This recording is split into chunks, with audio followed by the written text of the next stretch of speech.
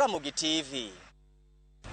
Kwa wake kaunti ma Kisumu aduogi nyake kaunti ma Homa Bay nyakorom gajuang kama johala ma ok tin ne alufadik manyoyudo lal bang' mach muche chiro matoi kar chung'od bura ma Kibra kaunti ma Nairobi osechako gedo kendo dala achiel kende bang' masirano.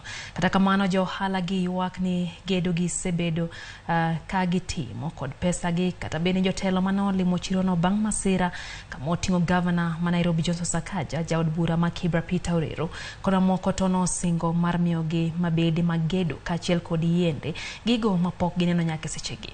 Johala go bende okwayo piny owacho meoru nonro kendo megi mijingo ni oka bichak wang' mwandu gi kendo e chirono.